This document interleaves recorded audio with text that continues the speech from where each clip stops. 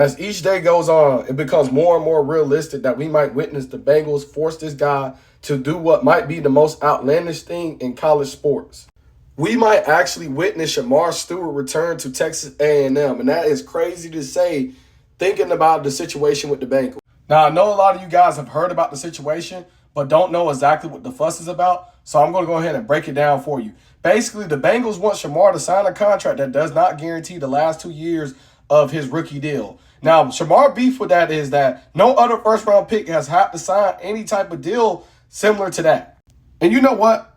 I'm not even surprised because the Bengals have been a poverty franchise my entire life. Now, I know a lot of you guys are going to be like, oh, he can't go back to Texas A&M. That's not legal. I'm going to just go to Google. But in fact, he actually can, and I'm going to explain to you how. Now, what you guys are seeing here is ChatGPT, and it's providing us with exact wording from Article 6, Section 6 of the current NFL collective bargaining agreement. It just states that if any college football player who becomes eligible for the draft prior to exhausting his eligibility through participation is drafted by an NFL club and returns to college, confirming that you can in fact return to college, the drafted club has exclusive rights to negotiate and sign a player contract with such player shall continue through the date of the draft that follows the last season in which the player was eligible to participate in college football. Now, that just means, guys, that yes, he can return, but the Bengals will still own his right. Now, with that being said, the question remains is how in the hell does he get off the Bengals?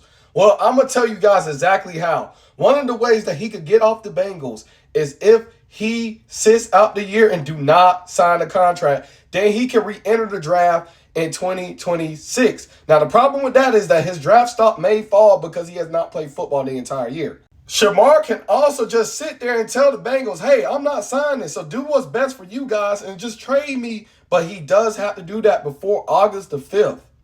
Now, there's one other thing that Stewart could do, but all this means is that the Bengals won this situation, and it's going to be the worst option for Stewart financially, and that is he can go to another professional league and play out the duration of his contract with the Bengals after the 2025 draft, and then he can come back and sign with another team. That's going to be the worst option. So his best option is just sit out this year, not do anything at all. Do not play. Just sit out, re-enter the draft. Or if he wants to play this year, ask for a sign and trade. And here's where the nonsense comes in at. They're literally trying to play hardball with a player that can literally play every spot on the damn line. He runs a 4.59 at 267 and a 40-inch freaking vertical. And the craziest thing is his playing weight is around 290. Cincinnati do better.